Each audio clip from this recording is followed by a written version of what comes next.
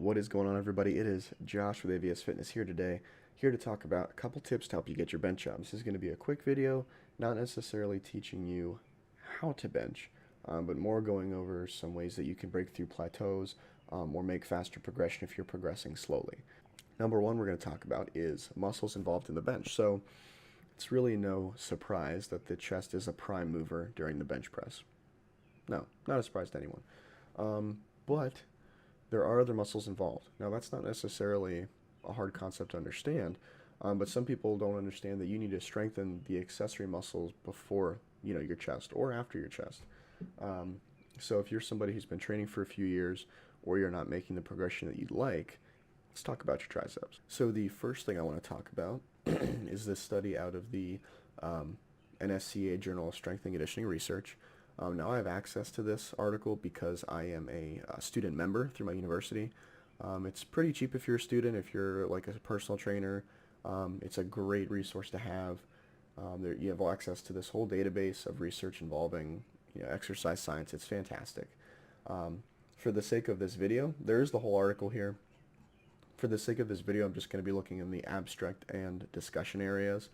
But pretty much this study was looking at 20 healthy subjects who had been weight training for at least a year, and they were looking at the how the bench press changed as they increased weight or load, I guess, whichever you want to use.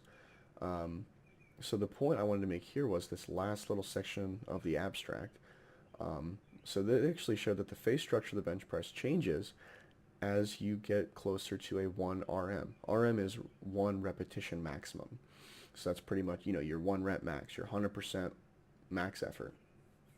So this study showed that the pectoralis major, so your chest, goes from being sort of the prime mover of the lift to a supportive prime mover.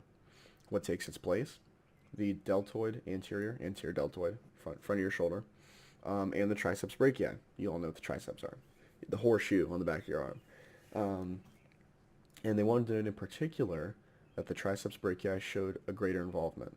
Like, this says in particular, so, clearly greater than just with a sub-maximal load. So again, with a sub-maximal load, 4 sets of 12, if you're doing that, your chest, your pec major, is the prime mover. You're mainly using your chest. As you get closer to your 1 rep max, that starts to get offloaded to your, front of your shoulder girdle and your triceps. So why is this important? This is important because if you are a powerlifter or you're really trying to get stronger, and you just seem to not be able to, or you find you're hitting a wall, look to your triceps.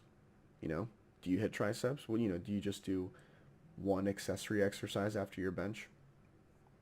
Let's see, since January, I have maybe had 1 or 2 workouts where I did something for chest other than my core bench press, but that's pretty much it.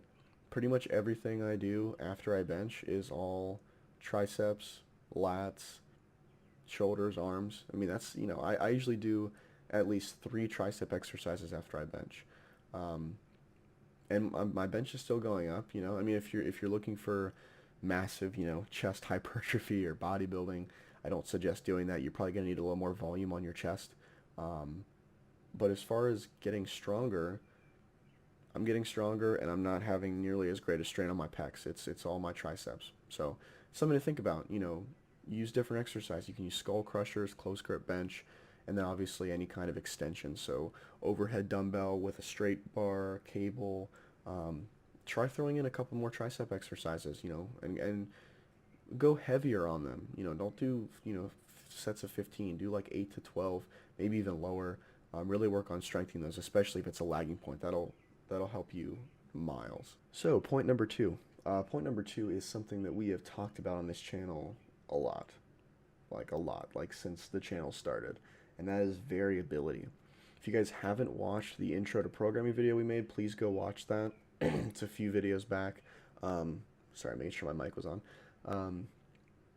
It's a great video, and if you are really unfamiliar to the world of making your own workouts or just want to learn more about it, I discuss a few key concepts when you're going to make your own program. One of those, which is the most important, is variation. I'm not going to go into it all now since I already made that video, But pretty much another thing is variation and changing what you do around the bench press. Okay, so this article is from the National Library of Medicine, also a great resource. I don't have a personal account through this, but I do have an account through my university, so I get it for free. Again, I have the whole article, but for the sake of this video, we're going to mostly focus in the summary section. I did want to show you this. This is a table of some of the subjects they used. These are elite level bench pressers, okay? You can see their personal best, that is in kilograms, not pounds. So if you roughly double that, that's what they were benching. You know, they're national record holders, national champions, whatever. So working with high level athletes here. So what they were looking at is muscle activity in the different forms of bench press or different grips. So decline, incline, flat bench. So the main finding of the study, they worked with a 6 RM, so 6 repetition maximum. So last study they looked at 1 RM. Here we're looking at 6 RM. So still a max effort, but not like a 100% 1 RM. So the main finding of this study is that performing using an incline bench exercise actually resulted in lower triceps activation and higher biceps activation when compared to flat and decline.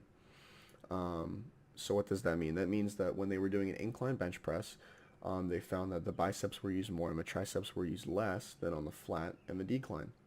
So the second main finding I want to point out is that PM here is short for pectoralis major. Sternocostal and clavicular parts are fibers of it, or at least where they originate from.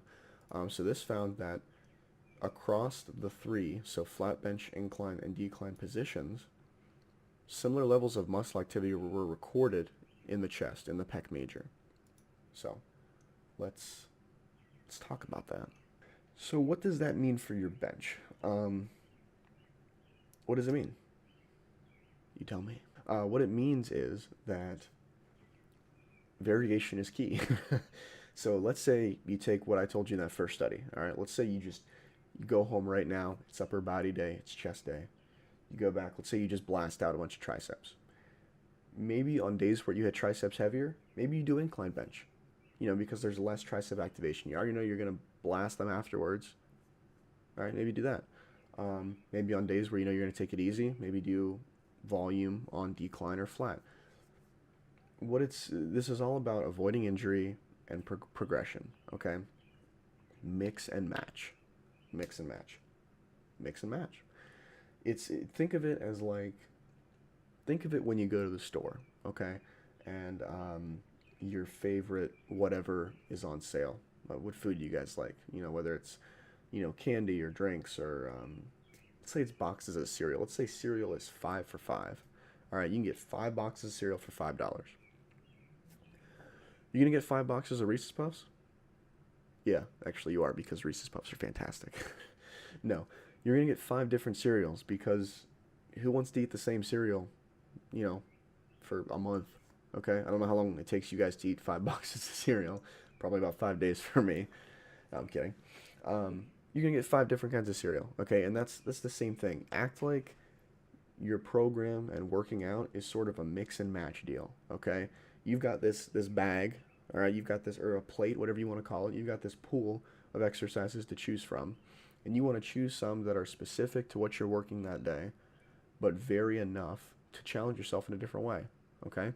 So just for example, say I go into the gym tomorrow, I do an upper body day, and I really want to burn out triceps. It's a dynamic day. Core lift. I put it up on Instagram the other day. Let's do that. Say you do a banded incline bench, 4 sets of 12 for speed. Not a lot of weight for speed. But afterwards, all right, you do 3 sets of 10 close grip bench. You do 4 sets of 8 skull crushers. You do tricep cable extension. You hit shoulders and biceps heavy. It's all about variation. Like I said, guys, it's going to help you avoid injury, have a longer career, okay, and progress faster. So what have we learned today? Let's recap. Focus on them triceps, okay? Focus on the triceps. And vary your workouts. Seems like 2 super easy points, okay? But this is huge for people who might be struggling to break through. So if you're somebody who's only been flat bench pressing 3 days a week with maybe 1 tricep exercise, Change it up. Do an incline with 3 tricep exercises. Do what you got to do, okay? So those are pretty much the 2 points I wanted to cover today. Again, this was not like a how to bench press kind of video. It was more like a how do I get better at bench pressing video, or if you're struggling, tips for how to increase the bench press. Um, so comment if you guys liked it. Leave a thumbs up. Let me know what videos you want to see. And please join me in my post-gym live videos on YouTube. Those are a lot of fun. I enjoy those. It's always nice to have an audience. So come, ask questions, hang out, and have a great weekend.